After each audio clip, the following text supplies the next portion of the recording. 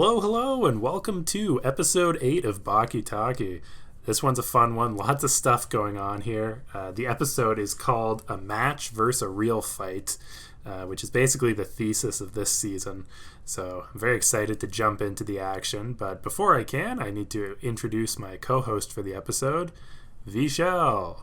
Hi, my name is Vishal. I'll be featured on this episode today. Excited to be here. Very excited. Wow, that was so formal. That's great. So, Vishal, before we jump into Baki, I always like to ask 2 questions just so the audience can get to know you a bit. So first off, other than Baki, what shows are you currently watching? What am I currently watching? I just finished watching Stranger Things, which was really good. IMO. I normally watch a lot of anime, but I've been busy recently, so I haven't really watched too much. But do you consider Stranger Things an anime? No, no, not at all, not in the slightest. I mean, it's got some nerdy aspects, that's for sure. Yeah. Which makes it a lot of fun for us nerdy boys. Would you consider yourself a nerdy boy? I really set myself up for disaster here. Well, now that the audience knows you. Oh, God. The second question, before watching this episode, what did you know about Baki? So, as I said, I am a nerdy boy. And I've indulged in anime, and I've heard of Baki, mostly actually through you. Yeah. And I was planning on watching it. But I did know that it was an over-the-top absurd shonen anime. A lot of combat and a lot of just absurdity. Kind of like, I've heard it like compared to like JoJo's Bizarre Adventure, which I also haven't watched. So I went into this not having any experience with this type of theme. So it was fun.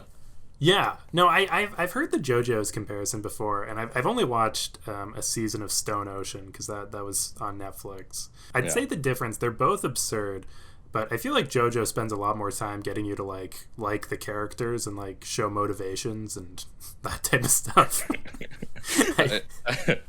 A lot of shows do that, I would say. Not Is this Baki one. not one of those shows? Okay. Oh, anyway. Boy. So let's jump into the episode. So last episode, you didn't watch this, Vishal, but Baki and Goki Shibukawa were defeated by Ryuko Yanagi, who doesn't show up in this episode, which was disappointing. Also, a few episodes back, Doppo Urachi got his hand cut off by Dorian. So there's been a few losses. And so the episode starts, Tokugawa's brought together our 5 fighters. They're all just chilling on the floor of his house, because I guess he doesn't have any couches. And he's sort of, I don't know, haranguing them over their performance. Do you want to describe this scene a bit, Vishal? Yeah, sure. So it starts off with, and again, I haven't watched any of the previous episodes. It starts off with the old man lecturing all the 4 fighters. One of them I only know is Baki. I don't know who anyone else is, but they're being lectured about losing a fight, and he's really disappointed in them. And apparently the fight was 2v1. Yeah, I believe. Yeah, Baki and Goki lost against another guy. And apparently they're supposed to be, what was it, like the best in the underground arena? Yeah. Not to put too fine a point on it, but you were utterly and humiliatingly outfought. You were even 2 against 1. Which basically translates to the best in the world. Oh, okay. See, I didn't know that. Yeah. So Baki's supposed to be the best in the world, and he lost 2v1 to, who is this? I don't know if we're getting ahead here, but was the fighter in the episode that they lost to? No, they lost to Ryuko Yanagi, also known as Yanagi the Poisoner, who can poison you with oxygen. But I don't think we have time to get down that rabbit hole. Well, that's an unfair fight. Well, out of context, I don't know. Yeah. No, it's an interesting start to the episode because, first of all, the voice choice for Tokugawa, like, in the dub, I'm pretty sure he has, like, a Texas accent. Like, it's a weird voice he has. I guess you're no better than those pampered powder puffs training upstairs. Okay, but seriously now. And he starts off very like upset with them and just sort of like saying like, you know, you guys, I thought you were cool, but I guess you're not.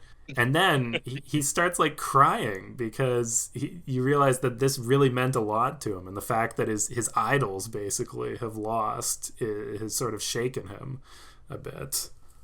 I'm more upset about this than any of you. Don't you understand that?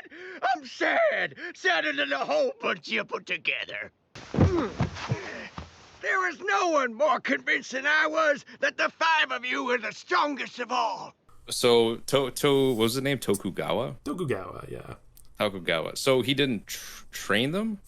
No. Okay. Tokugawa's like a rich guy who owns an guy? underground fighting pit. Oh, I see. Wait, so is like all these fighters just under his like sleeve? Like, does he like control it? No, he just sort of invited them. Like, they don't work for him. I don't even know why they came to his house. Wow. Okay. Well, that's when I say that Baki doesn't really go into motivations, like I couldn't tell you why half of these people signed up for this fight, other than they like to fight. I knew there was like no rhyme or reason to anything, but this is literally nothing makes sense. Yeah, it just kind of happens. Is that how it goes? It just happens, more or less. But the fun thing about it is though, Baki is sort of like he makes the most sense because he has no reason to be there, and so after like a few minutes, he just goes, "All right, I'm gonna leave," because why did he come here in the first place? And okay, so when I was watching, that made no sense to me, but knowing that context, that makes a lot of sense. Here's the fun thing about Baki. Like Baki doesn't even like from what I can tell, like he doesn't want to fight a bunch of people. Like he wants to be stronger than his dad, and that's like his main motivation. And so like this type of fight just doesn't interest him at all. And I assume somebody drove him there because like. So is it fair to say that the show is just all about daddy issues? It would be if Yujiro showed up more often, but that's his dad, Yujiro. Yeah. If you watch the end credits, he's the guy at the end of it. Okay, I did. Okay, yeah. He's the world's strongest creature. Anyway, so Baki goes to leave, and right at the door, that's funny. Right at the door is Dorian. Who we haven't seen in a few episodes. Evening, gentlemen. Am I interrupting? Can you describe Dorian for me, Vishal? I don't know who he is or what his thing is, but this episode did not paint a great picture for Dorian. He came in menacingly as, you know, Baki opened the door to exit, and with that bucket of gasoline, which all right. Look, I brought gasoline. And came in it's and his thing. Oh, that's like a running joke for him. He used to have a flask that he would drink and then spit it out because it was gasoline and light you on fire. This time he upped the ante by bringing a bucket with him. Oh, I see. So it's escalating. He's okay. Gotcha. So he brought in this bucket of gasoline, and another guy shows up. Don't know his name. Don't remember. Well, let's not jump. Oh, sorry. Yes, that guy. That's Katsumi Arachi, Dobo's son. Oh, okay. And then, long story short, Dorian / he looks like Santa Claus. I like literally just looks like Santa Claus, but like way too muscular. Gets the bloobs beat out of him multiple times in this episode. Oh my god! Am I supposed to respect this character? I don't know. Yes, he is very scary. But yes, you would have no idea from this episode. He does have one line at the end where he says like, "If you wanted to judge me on the skill level you saw earlier, you'd be mistaken." If you came here expecting the same skill level you saw at Tokugawa's home, I can only say I feel sorry for you. And I rewatched the episode to try and understand why that's true, and I didn't really catch why, but apparently he wasn't really trying. Yeah, I mean we'll get to that when we get through the episode, but yeah, he had a redemption arc in this one episode. Say that. So let's start it off early. So he walks in with his bucket of gasoline. Everyone's sort of surprised. But then, right behind him, Katsumi Orochi comes in, who, if you notice, Vishal, he was a bit battered, like he had a neck wound. That was from Dorian. They had met before. Oh, okay. And so Katsumi sort of punches him in the hand, steals his lighter, knocks all of the gasoline onto Dorian, and then lights him on fire. Now, this fire goes on for quite a while.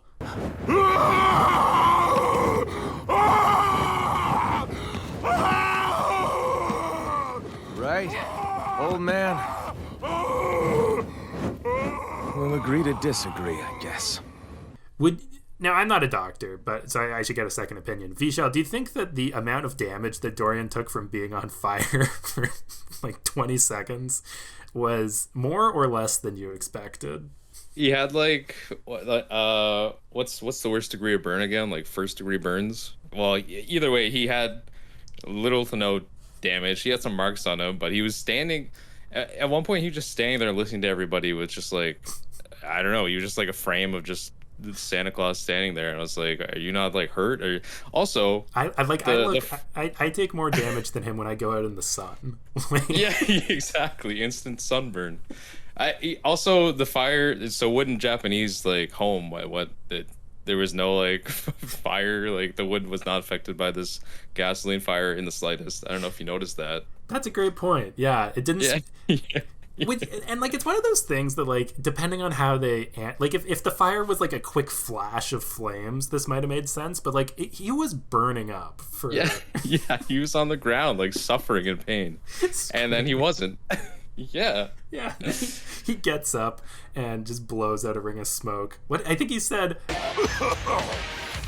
Whoa, guess I better lay off the cigars for a while. Yeah, I mean, that was a entertaining line, I guess. I enjoyed when he said that. I was like, you know what? Props to you, friend. Dorian's my second favorite of the. Oh, I guess just for context, there's a little bit of motivation here. The 5 fighters that Tokugawa assembled, their job is to fight 5 death row inmates that flew to Tokyo to fight them. Dorian is one of a group of death row inmates who came to Tokyo to seek defeat. Sorry, he came to Tokyo to seek defeat? Like he wants to be defeated? Yeah, we could go into it and it still wouldn't make much more sense. They all flew to Tokyo because they wanted to be defeated. There's some stuff about dynamite, but that's the core part you gotta understand. Gotcha. Okay. Yeah. I agree with you though. I kind of like Dorian after this episode too. I don't know. He was kind of the main characters of this episode actually. Yeah.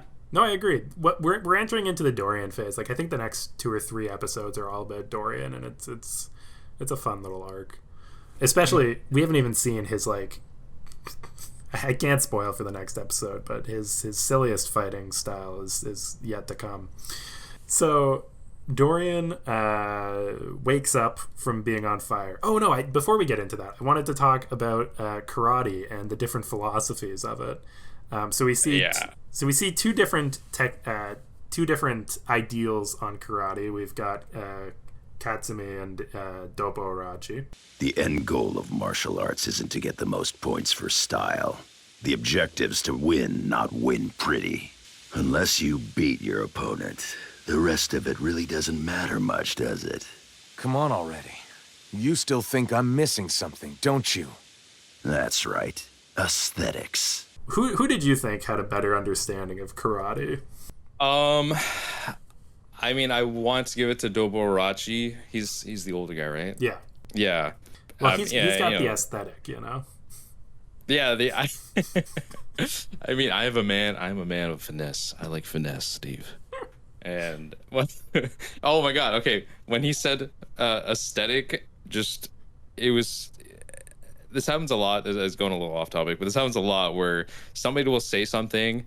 One of them was the word aesthetic, and it just a one-shot pan of like everybody in the room reacting, and I'm just like, why do we need this dramatic pause for everyone to react to the word aesthetic? You know what I mean? It's because it fills up time. That's right. Aesthetics. Aesthetics? Yeah, yeah. They don't have the budget to. Yeah. Well, that's yeah, Dopo's karate style. Like it's like if he fights somebody, you can put that right on Instagram. Like he's got an aesthetic. So just to summarize, the crux of the argument here is, what is karate? Is it the spirit of winning at all cost, or is it the spirit of using your body as the ultimate weapon, and your body plus your shoes and maybe your belt and your briefcase if you're carrying that with you? He's not gonna bring any outside weapons to a fight. A briefcase he happens to be carrying, a fan he's got folded up in his pocket, maybe even the belt he's wearing, or the shoes he's got on. Yeah, even with our opponent's weapon if he brought one. Those are about the only things we're allowed to use in a fight. And still keep our self-respect as martial artists. Not fishing wires, unfortunately. Yeah. He made the argument that he was just carrying it around, so he's allowed to use it in the fight. No? Is that what he said? Yeah, he said, "Oh, I was going fishing later." Well, we haven't even introduced he this likes guy. fishing. So What? the third person the next person who joins this fight after Katsumi is the very similarly named Kiyosumi. Yeah, I noticed that, and it really confused me. I literally have a tab open just so I can remember his name. Kiyosumi Kato, a die-hard fighter and Shinshinkai karate student who prefers to get his training in actual combat rather than in the safety of a dojo. And I worry that I've forgotten the first guy's name now. But Kiyosumi comes in. I looked this up. I found out that he's actually a character who's been in the show before. I never knew that because I've never watched the original Baki. He's very, very on brand for this arc. His whole fighting style is that he believes that you fight better outside of the ring. And he is now Katsumi's new master. So Katsumi has decided to study under this dude instead of his dad. And his first move is punching Dorian a bunch and then slicing his ear off in one fell swoop. And then Dorian looks at his ear. Yeah, I can see why you weren't impressed with Dorian in this episode. No contrition, I see. Well, if you're not gonna listen, you won't be needing those ears! Yeah, he got the shit kicked out of him for sure. I honestly thought like this guy was maybe the joke of the show, but now here's the question: were you more impressed when he did his final move, which was vomiting up a hand grenade? That caught me more off guard than the fishing line. I won't lie to you. If he just has a belly full of grenades, that's I mean, that's a handy secret weapon, I will say. I was surprised the grenade didn't explode when he was lit on fire. You know what? I didn't even consider that because so many things happen so fast in the show. I didn't even think about that. I know you. Is that how grenades work? Do you not? I know this. It's obviously like gas or it's gas, right? Yeah, it's just gas. Yeah. No, I don't know how much gas. the shell. Okay. Don't worry. Well, I don't know. This is a job for editor Steve to figure out how grenades work. All right. Put that little insert in there. The best part about this show is I learn something new every week. So when you pull the pin and release the trigger, it releases a mechanism which lights a spark, and that spark just ignites explosives. It's a pretty traditional bomb. Yeah, I didn't think about that, but yeah, I would assume that the grenade, or how many grenades in there, you could have like 10 in there. Who knows? You think he could fit 10 grenades? Those were not like tiny grenades he had in his stuff. I was surprised he was able to get that grenade out of his mouth. Yeah, you know what? You're right. He must have a wide ass throat. What's it called again? Throat. Yeah. What's it called again? Throat. No, I was esophagus. That's what I was trying to say. Yeah, to regurgitate like one of those big grenades. Yeah. But do you think that's a martial art that he learned, like how to like force objects upwards through your esophagus? I feel like when you're Dorian and you're like, down in the dumps, you get creative. It's fair. So Dorian opens a hand grenade in a pretty small room with 8 people in it. Listeners at home, try and guess what happens. 3, 2, 1. Vishal, what is the after effect of a grenade going off in a room with like 8 people? So the after effect is it explodes and we cut to a new scene. And we learned that everyone escaped except Tokugawa, the old dude who's being interrogated by the police. How everyone escaped, I have no idea. I don't know what happened. I don't know if they got damaged or what, but nope, nobody got hurt. Everybody just sort of jumped away, I guess. They use that as a smokescreen, I guess. I guess grenades are just not powerful enough to penetrate these muscular beings, and they could just use it as a smokescreen to run away. Yeah, honestly, like it's like a flashbang, except with the force of a grenade. But that was quite entertaining. Oh, I won't lie. Yeah. Oh, there was one more part of the story I wanted to get your thoughts on. I forgot about this. When Dorian takes out his like dental floss and ties up 2 people with it. Can you walk us through what happened there? It just happened. He just pulls out dental floss and he sneaks up behind what was it, 2 of the guys? Yeah, Katsumi and Kiyoshi. Yeah, and just kind of like the fishing line, just like in one fell swoop, just ties them up. What the hell kind of wire is that? That's really it. And where would I feel like Dorian is full of very secret moves. And I feel like dental floss is also really easy to break out of, no? This is actually a hard carbon fiber. So the reason they don't explain it too much is because this is the second time it's shown up. If you're wondering why Dopo was wearing a cast, it's because the last time he used that dental floss, it cut off his hand. Oh my God. I mean, a fishing line could do that. I'm sure dental floss could do the same, right? Yep, it's really underrated in the Baki universe. Just any type of string you can find. Yeah, I mean, fast enough and with enough slack, we've learned that you can cut off any body part. Any body part. Yeah, you can cut off a hand. You can cut off an ear. Who knows what'll be cut off next? Honestly. So a grenade explosion goes off. Tokugawa was saved because some unnamed person threw him out of the room. I honestly think it's unnamed because nobody had the motivation to do it. Like, nobody cares about Tokugawa. Oh, okay. I was thrown clear of the blast by somebody. He pulled that pin, and the next thing I knew, I was lying outside in the middle of the courtyard. So wait, do people not like respect Tokugawa that much? It's like a respect, but it's not like a reverence or anything. Like, it's more just like, gotcha. Like he owns an arena that they like to fight in. I'd say that's it. Yeah, but anyone can own this arena. Well, maybe. He is an 11th generation businessman. It's probably a pretty nice arena. 11th generation? Is that like a frequent? Why do you say 11th generation? That's what he is. That's how they introduced him. Mitsunari Tokugawa, the 11th generation head of the Tokugawa business empire, rules over the underground fight arena.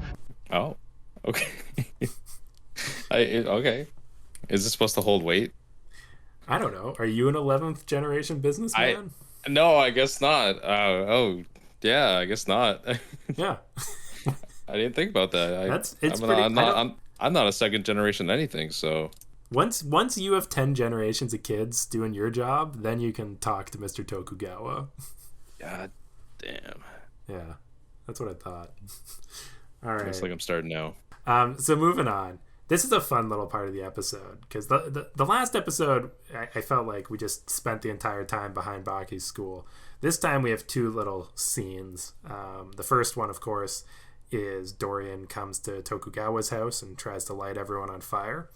But afterwards, we see Dorian sneaking through Tokyo on his way to his secret lair. he ends up walking into a man peeing in an alleyway. So for everybody who's keeping track of the stream of urine count, we're at number 3. This is only episode 8. I can't wait to see how high we can get. Number 3, folks. What did you think of Dorian's secret hideaway and how he got into it also? Okay, yeah, that was amazing. I saw that and I'm like, something dramatic's about to happen. He's about to, I don't know what he's going to do, but something's like, shit's about to go down. It's about to get real. And 5 seconds pass and he just gets to the bottom of the sewer. Of way over the top, way too dramatic. In the eyes of like the animators, this is such like a waste of like budget, you know what I mean? Like but I loved it. It was great. Yeah, just to set the scene, this is just the audio for how long Dorian is sliding down a subterranean sewer tunnel.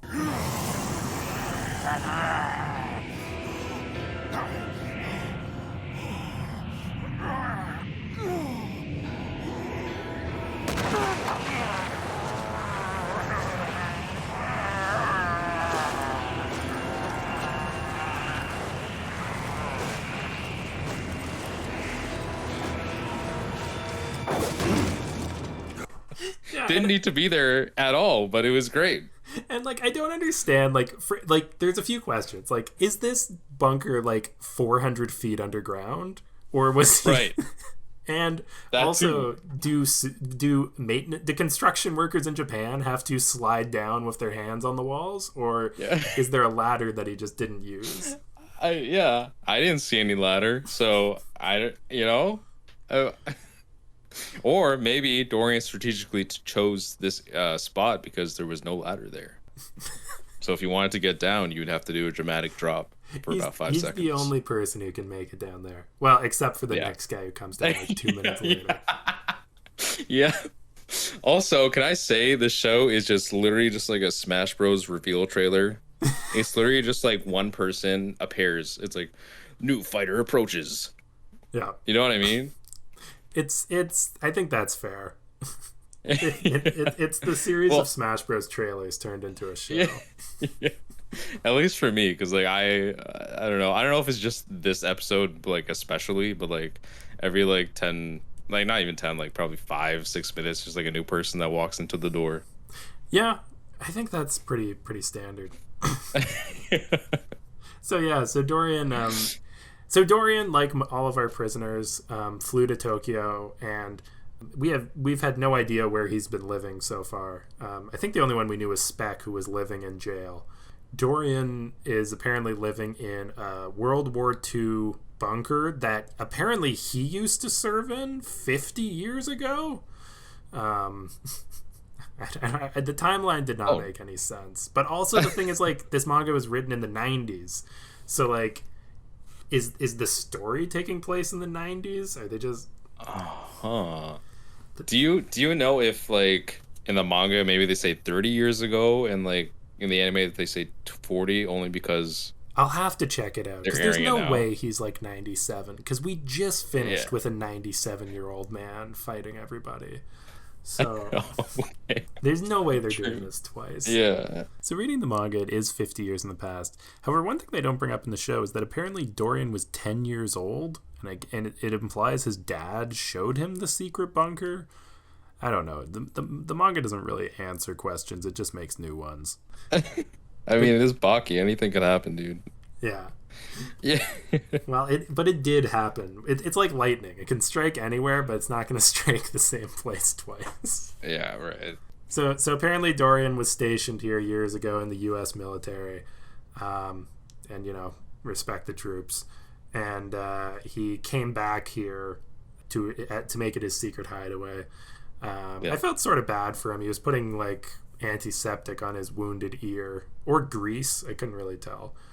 I did feel bad. Yeah, like that ear ain't growing back. No, I guess he didn't pick it up on the way out, but I guess he couldn't. Probably exploded. It probably exploded. Yeah. I guess he didn't really get a chance. Can't stitch it back together. No. So he only is able to sit down for about a minute before he can hear, before he hears out of one ear. Some little pitter patter. And Kiyosumi has tracked him down to his secret lair. Vishal, what happens in this little encounter we get? So, our boy Santa Claus makes it back to his secret underground lair in the sewers that he, as you said, he used during the war. And another guy shows up. Is it the same guy from the house? No, it right? is. It's the guy who showed up and cut his ear off. He followed him all the way here just to lay down some more smack. but Dorian pulls out his, after a quick history lesson about Al Capone in the 1920s, we learned that there's this secret way of how these people used to fight, the gangsters back in the day, with grease. This simple but brutally effective technique goes back to the 1920s and the earliest days of Prohibition, when the notorious Al Capone was still just a minor hoodlum. Which, I'm not familiar about of the 1920s, but Steve, do they, is that, I don't think they fight with grease and glass knuckles. You know what? I believe it. I don't understand it, but I believe it. Editor, give us a fact check on that one. Do you want to come over sometime and we can like test this out? Like, you bring the grease, I'll keep some empties around. Also, this is absolutely ridiculous because I mean, I haven't seen the next episode. I don't know how this plays out, but if Dorian punches somebody with glass knuckles, I feel like there's going to be a lot of recoil.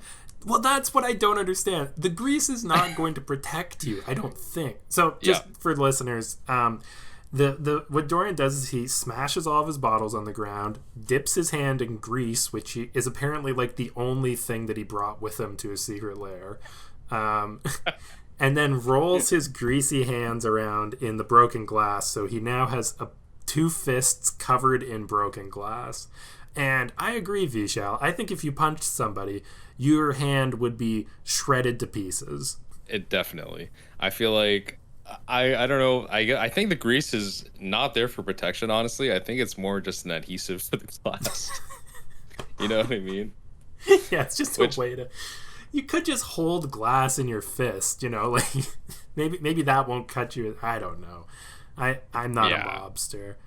Also, this wasn't just Al Capone's era. This was an era when Al Capone was just a kid. So. Oh, hey, does Al Capone show up in this show? Oh man, I wish. Or is that spoilers? No, okay. The ghost of Al Capone does not show up in this show. Oh yeah, I forgot the show takes place later. Right. Yeah. Anyways, we get a few historical figures like George Bush, Che Guevara. I already mentioned Muhammad Ali is going to show up, but no Al Capone, unfortunately. You know who I haven't seen a lot of in this show? Who? In this episode, Baki. I was thinking that because I feel like obviously something like a bit of a plot, maybe like a climax just happened with them, but like he had like 2 lines in this episode, and I didn't really get the full Baki character experience. I think that this is the funniest. I think the funniest thing is that this series is called Baki. Like, there's Baki the Grappler, Baki Hama, or whatever. This one's just called Baki, so you'd think the focus would be on him. And for the first 26 episodes, it's really not. Like, he barely fights anybody. He like in this episode, like he just walked away because he doesn't. Yeah, no, Baki doesn't show up a lot, and you're not the first person to make this comment. Okay. Okay, I was thinking like maybe that was just like a one-off for this episode, but I see. From what you're telling me, it's not. Yeah. But I don't know. Like, but I enjoy Dorian a lot, so it's cool. Yeah, no, I love Dorian. I think Spec and Dorian are my 2 faves, and they're the first 2, and then we'll have to deal with Doyle, Yanagi, and Sikorsky later. I can't wait to see where the rest of the characters in the house went after the explosion. I think they just went home. They probably had something like they probably just wanted to watch some TV. Oh, okay, all right, yeah. I mean, No, they were probably like, okay, well, I guess real combat is whenever it starts, and then just wandered off. Anyway, so yeah, the episode ends with Dorian just greasing up his fists and saying like, "Come at me, bro," and that's how it goes. So yeah. So a few questions for you, Vishal. This is a little fun thing I do. I like to have everybody define a character, and I'm trying to get every character defined. So I think this is the best episode for Dorian. So if you had to define Dorian in a sentence or two, how would you describe him? I mean, I feel like this episode wasn't the best portrayal of Dorian, but also maybe it was actually, because I got to see both sides of Dorian. I got to see a lot of them. So I would say he is, first of all, he looks like Santa Claus. And, I think you're talking about how what did you say? He was getting stronger or something during the end of the episode? And Yeah, he didn't know why? he was implying that he was like not trying his hardest earlier. Yeah, right. Exactly. I think, was he not drinking at the end of the episode? He took a sip or two from that beer before he threw all of his bottles on the ground. Oh, okay. Because I was thinking maybe he was like, maybe alcohol is a secret weapon. So approach. Yeah, I would say he's an old retired military guy who probably is trying to prove himself with his fighting techniques and whatnot, showing that he's supposed to be respected, but yeah, I don't know. Level-headed definition of a guy who fucking barfed up a grenade. Yeah, you know what? But like, the absurdity of the show is kind of like, in my head, is kind of normalized for just like everything else that happens. So it's like a grenade it doesn't seem weird given the context of the show. You know what I mean? Yeah. No, it fits. But it is weird. It's totally absurd and just like out of left field. Yeah, like if you're watching like, I don't know, Brooklyn Nine-Nine and Andy Samberg barfed up a grenade to solve a problem, you'd be like, that's pretty weird. But also I'm very desensitized to like the tropes of anime. So like I'm kind of like in the middle of like Western media and like anime, right? So well, that's the thing. If it happened on like an episode of Stranger Things, I'd be like, yeah, that makes sense, because that's my favorite. I mean, that's anime. Yeah. Is that were you making a joke? Yeah, I was. Okay. Okay. Man, I should just maybe I should make this a Stranger Things podcast. That would be probably. Good. You can just do both. I get every guest to watch half an episode of Baki and then half an episode of Stranger Things.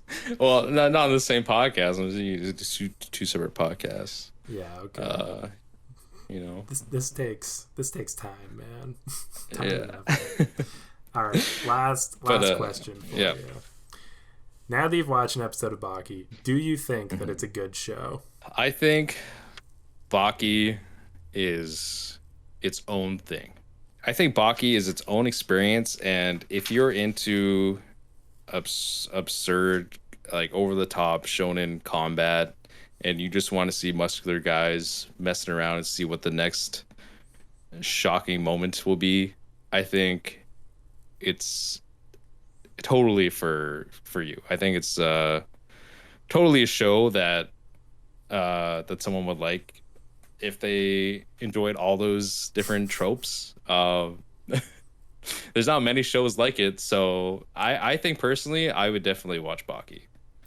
All right, because it's something like totally like different that I have not seen before. What a bounce back! Last week I got a one-word no, so what? I'm glad to see another mostly positive review. I'm just helping to keep the balance. That's why I'm here. That's perfect. Well, thank you for coming on the show, Vishal. This was a blast. And thank you for having me, dude. Yeah. And so, if this just a reminder to all the listeners out there, feel free to review or follow the podcast. We're the number 3. We were the number 3 anime podcast in Canada on Apple iTunes. So, if the bar was that low for number 3, I'm sure we can hit number 2. Yeah, come on. Number 2, then straight to number 1. Wow, you know what's number 1? It's that podcast you listen to, the Trash Taste one. Oh, okay. You're not getting number 1 anytime soon, Yeah. or ever. Thanks, man. But anything can happen. Just like Baki, anything can happen. That is so true. All right, well, that's all the Baki. We got a talkie. See y'all next week. Bye bye.